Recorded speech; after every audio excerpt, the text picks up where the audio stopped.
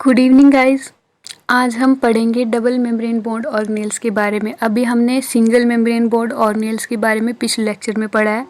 अगर नहीं पढ़ा है तो आप देख सकते हैं। अभी हम जो स्टार्ट करने जा रहे हैं डबल मेम्ब्रेन बॉन्ड ऑर्गेनेल्स का स्टार्ट करते हैं, ठीक है। कुछ ऑर्गेनेल्स रह गई थी, मैं आपको वो बता देती हूँ। माइटोकॉन्ड्रिया पढ़ते सबसे पहले, ठीक है। माइटोकॉन्ड्रिया को हम powerhouse of the cell भी कहते हैं, ठीक है।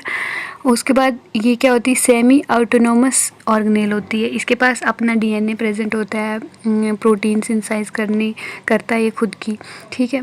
और हम ये थोड़ा सा इम्पोर्टेंट है, याद रखना, ये पूछा जाता है।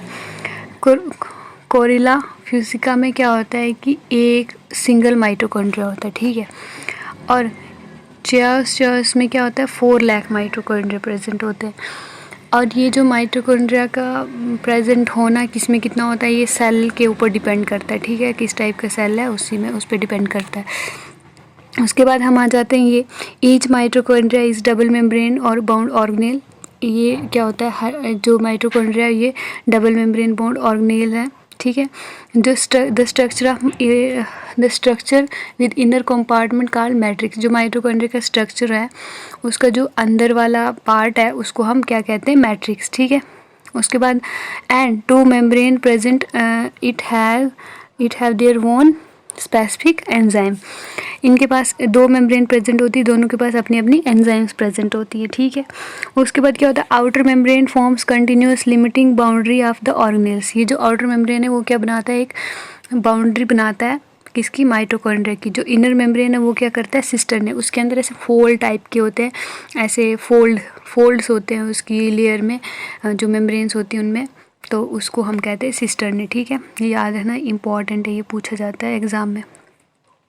Mitochondria are the site of aerobic respiration. ये फंक्शंस में आ जाता है। They produce cellular energy in the form of ATP. ये एटीपी प्रोड्यूस करता है, ठीक है। और इसको क्या कहते हैं, साइट ऑफ एरोबिक रेस्पिरेशन, ठीक है। और ये कुछ फंक्शन इंपॉर्टेंट है। द मैट्रिक्स है single circular DNA.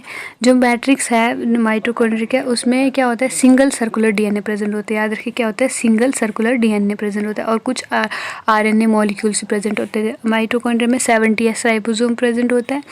Divide by binary fission. Divide कैसे होता है, ये बाइनरी फिशन से, ठीक है। ये हो गया हमारा माइटोकॉन्ड्रिया के बारे में। मैं अब आपको माइटोकॉन्ड्रिया का स्ट्रक्चर दिखा दूंगी। ये सारे पार्ट जो मैंने बताया मैं वहाँ पर मेंशन करके आपको बताती हूँ, ठीक है।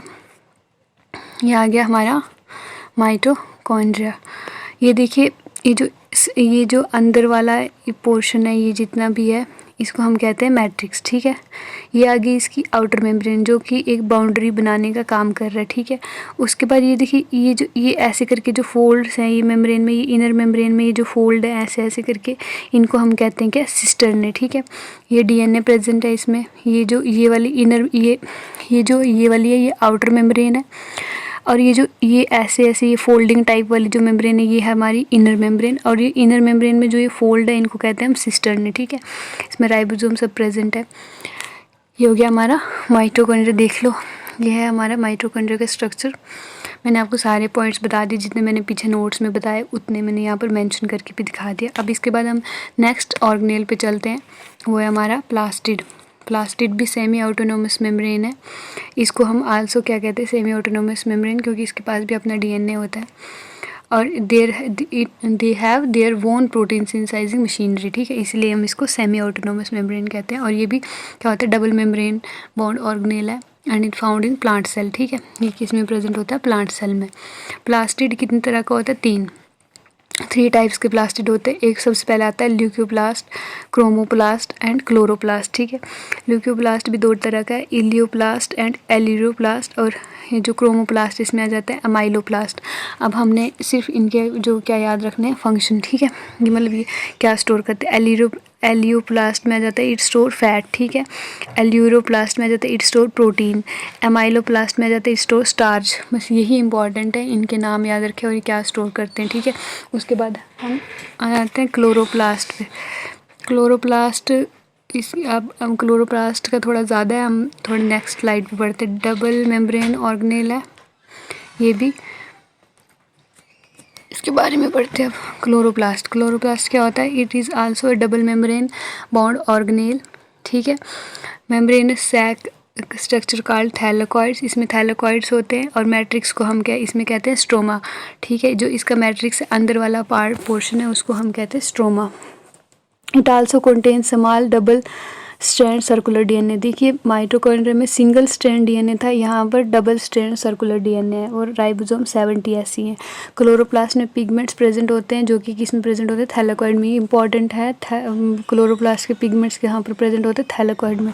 Thylakoid are arranged in stack like stacks called grana, ठीक है। जब जैसे जैसे ये प्रेजेंट होते हैं स्टैक की तरह होते हैं, इसको हम कहते हैं ग्रेना।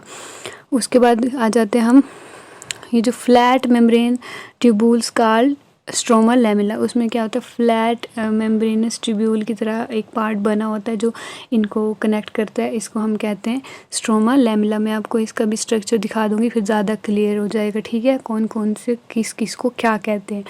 देखिए क्लोरोप्लास्ट का मैं आपको स्ट्रक्चर बता देती हूँ, ये है क्लोरोप्लास्ट का स्ट्रक्चर। ये सबसे पहले ये जो इनर पोर्शन है, ये वाला जो मैट्रिक्स का पोर्शन है, इसको हम कहते हैं क्या, इसको हम कहते हैं स्ट्रोमा, ठीक है।